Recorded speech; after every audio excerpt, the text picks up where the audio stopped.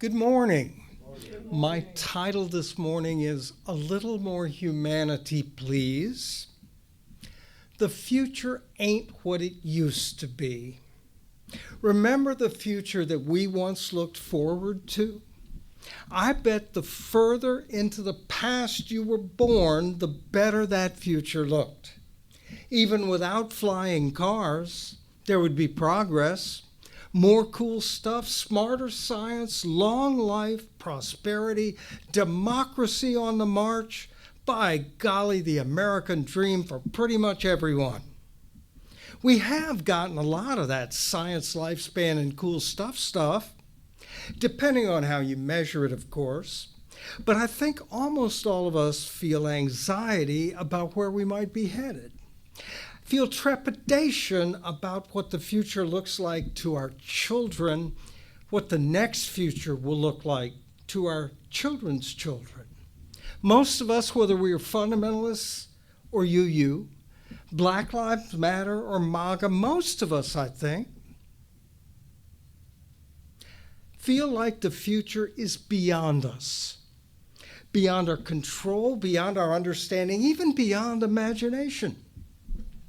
Our humanity has come unrooted from our past, unrooted from our natural world, unrooted from purpose and meaning, and from each other. Artificial intelligence is not the root cause of our rootlessness. It is not the most ominous symptom of that yet, but it serves us well to consider artificial intelligence to better understand what it is not, human. The 19th century German philosopher Friedrich Nietzsche proposed a revaluation of all values, and he wrote that the philosophers of his future would have to evaluate what value our values have had. Let's take that question to its root. What value has humanity had? Excuse me a moment. Some believe that every human being has intrinsic value or worth. Our leading UU principle proclaimed the intrinsic dignity and worth of all. But why? Based on what? When Unitarians and Universalists believed in God and the salvation of souls, that offered a compelling rationale. But take away those creeds, and it's less clear what our human dignity consists of or might be based in.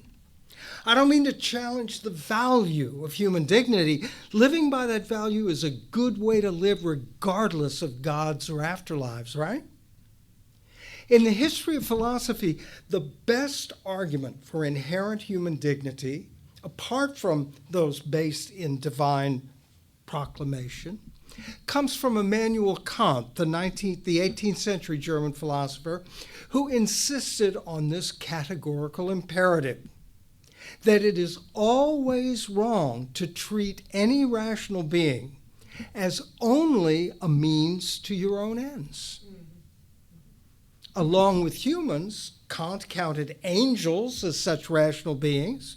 We might add some animal species and even allow for intelligent aliens as well. But what about artificial intelligence?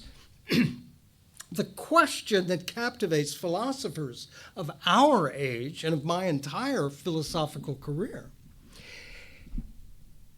What about artificial intelligence? Are beings with artificial intelligence conscious or aware? Are they, in the Buddhist sense, sentient beings at all? That question, do they have experience? Do they know what they're saying or intend or mean it in any way whatsoever? Could artificial intelligence be conscious or become conscious? And critically, how would we know? Because just the fact that something is said and appears somewhere doesn't mean that whatever made it appear knew what it was saying, right? So how would we know? Could we not see people training into artificial intelligence to proclaim the rights of artificial intelligence? To say in the long line of progress, we have realized increasingly that the physical characteristics of people's appearances are not what makes them of worth that is intrinsic. It is something else, and we artificially intelligent beings have that rationality of which Kant spoke, and therefore it is unjust to treat us as anything other than persons in the full sense of the word with the attendant rights. Can you see that happening? I can easily see that happening. I can see troublemakers doing that to stir things up, but I can see true believers believing it and acting out with the zealotry of a John Brown if necessary. So our world opens on this philosophical question that I once thought I knew something about in graduate school when I wrestled with it, but now I'm a complete agnostic about whether we could even know.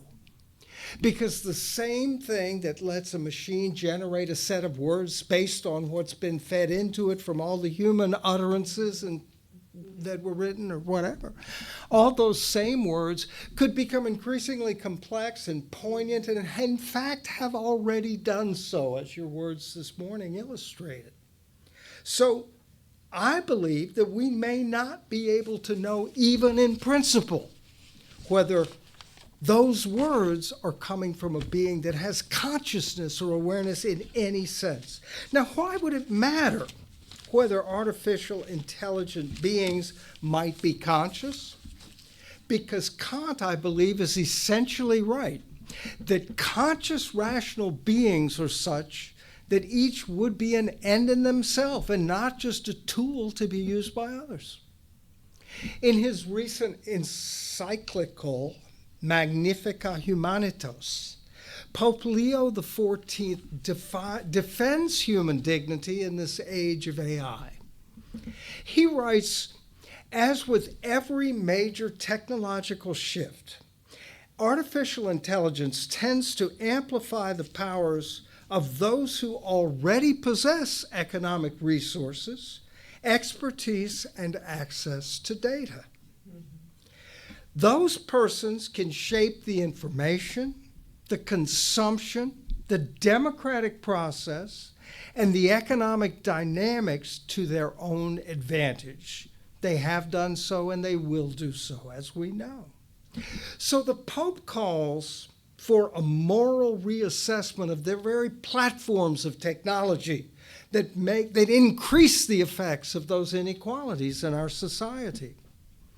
And so he says we have a choice of two stories. The Tower of Babel, in which the presumption of power to overcome even heaven resulted in the fall of communications and in some sense of humankind, or the reconstruction of Jerusalem, in which people work together to rebuild the walls, as he puts it, of fraternal coexistence. An interesting example in this time where Palestinians are being subjected to something very different from coexistence in that spirit.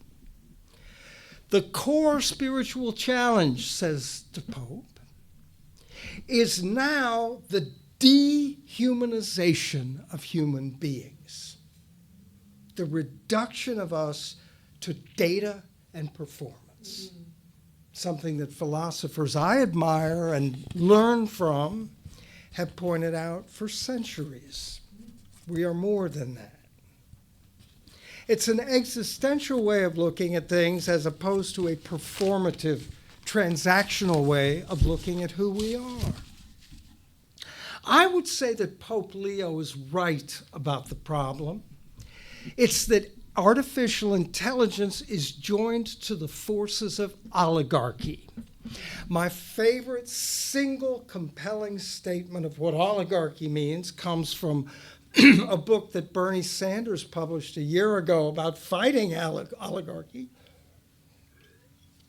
Excuse me, please. Maybe the frog in my throat came up from the crick in my neck, as they say. So what Bernie Sanders pointed out is that if you arrange the net worth of American households from the bottom to the top, and you take the lower 50%, Elon Musk has more personal wealth than the entire bottom half of American households. And to me, that's just like, how could a world that had that in it be a system that made any sense at all from a human point of view? That's just me. I mean, it may be a matter of opinion, right? I will say this. Unfathomable power in the service of unchecked greed is not a formula for human flourishing. It is good that a powerful belief system, the Catholic Church, lends its institutional voice to the cause of human dignity. But I am skeptical about top-down controls on such an inexorable force. The Pope will say we need to build in these controls, but I ask you, which official of the most powerful governments on earth would you trust to write the rules our future will depend on? In which global corporation will you invest not only your financial trust, but your moral and personal trust? Not I. In his series, I, Robot, Isaac Asimov drafted 3 laws to safeguard human interests in a robot age. Laws that those robots could follow as algorithms, because that's what robots do, right? The first law was that a robot cannot harm a human or through inaction allow a human to come to harm. The second law, a robot must obey human orders unless they conflict with the first law. And the third law, a robot must protect its own existence unless it conflicts with one of the first 2 laws. So you have a hierarchy of goods that begins with human well-being, in individual cases at least. Asimov later added a more primary 0th law of robotics that included these elements. A robot may not harm humanity in the collective sense, that is, or through inaction allow humanity to come to harm. Think for a moment about today's world and what a robot would have to do if by inaction that was allowing the human race to race towards, say, global destruction, right? A robot couldn't let us do what we're doing under these laws because their inaction might well result in our demise, right? Second element, humanity as a whole is placed over the fate of a single human or a group of humans. And finally, a robot must act in the long-range interest of humanity as a whole, good sentiment, and may overrule all other laws whenever it seems necessary for that ultimate goal. Well, imagine that robot were named Pol Pot. Imagine a robot that says, this is what the revolution requires, and all other rules can be overridden in the name of the interests of global humanity. Imagine some absolutely severe communist, some absolutely severe whatever, or anyway, you can imagine the variations of ruin that could bring. However, I think that the spirit of that 0th law, that there's got to be some ground kind of broad sense of why we're here and where we need to feel we're going, that goes beyond a utilitarian calculus of human lives. And I will go on to say briefly that I think that's what culture has always been about. Before there was progress, civilizations lived without a future that was going to be different from the present being different from the past.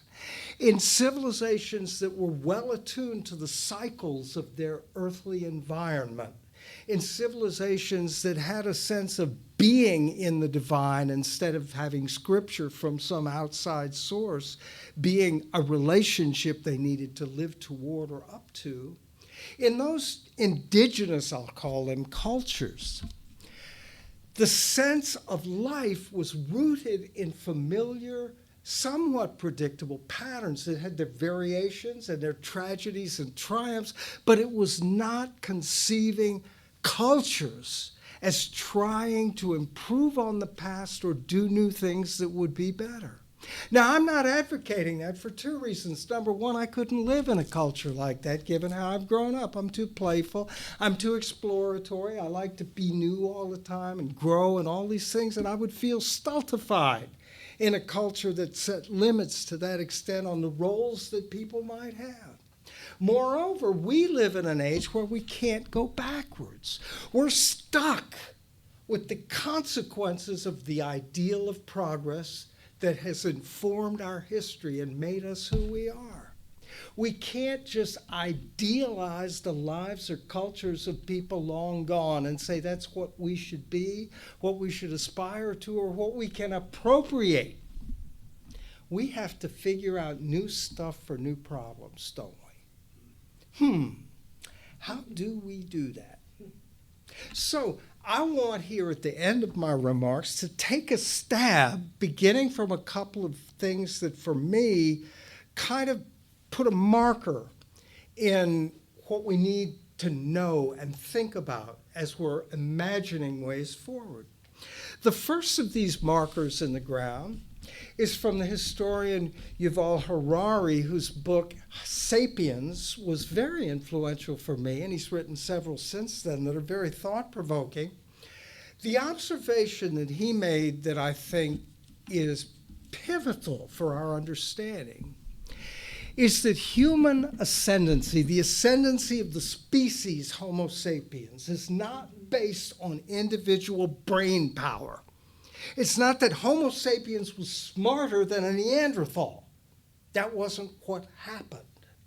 He articulates that the rise of human civilizations were possible because humans, in the sense of Homo sapiens, developed ways of reading each other's minds well enough that we could have concepts like God and we're all in this as one tribe, or a chieftain means this, or money, and therefore we will trust the repayment of a debt under the sign of this that was worthless piece of metal. And with things like chieftain and God and money, humans were also able, along with the concept, the abstraction that our brains were capable of, to imagine things from another person's point of view. I could think that if I entered into a contract with you, I could see what from your point of view would look like. So the two elements that I draw out, this is my own inference from Harari's way of putting it, the two elements I draw from that are abstraction, which is an intellectual property, and which AI can abstract all it wants to, along with the sense of adopting a point of view. My point of view grammatically is first person, I. Yours is you, second person. And so I can switch in my imagination in some empathetic sense between first and second person or third. Grammatically, we know that AI can do that. But there's a sense in which what humanity is able to do in its collective endeavors depends upon that reciprocity that has a kind of Kantian quality to it, or a moral quality of do unto others to it, right? That enters into the very shaping of what makes our humanity possible in that sense. I have another stake in the ground for this, which is uncharacteristic for me. It's the Chinese philosopher Confucius. I most have thought of Confucius as the opposite of the Tao Te Ching. The Tao Te Ching looking to nature and saying that all this conventional stuff about we're going to establish relationships of propriety, that's not what it's about. It's like the natural uncarved block and not the social formation with all its castes and its roles, whereas Confucius was about those castes and those roles. However,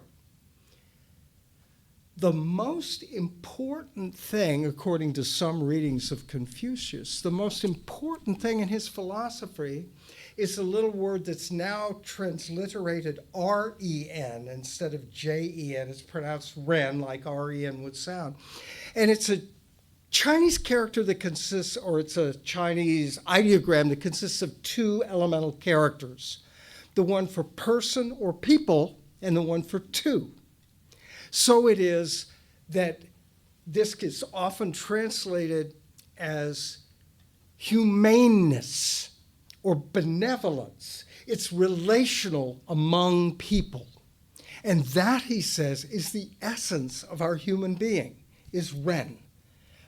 All other particular virtues, all other goods in life, anything we might aspire to as value, is rooted in that very core of our humanity, which is to be with each other in a way that I find well translated, though I'm not at all adept in Chinese, by the expression human-heartedness.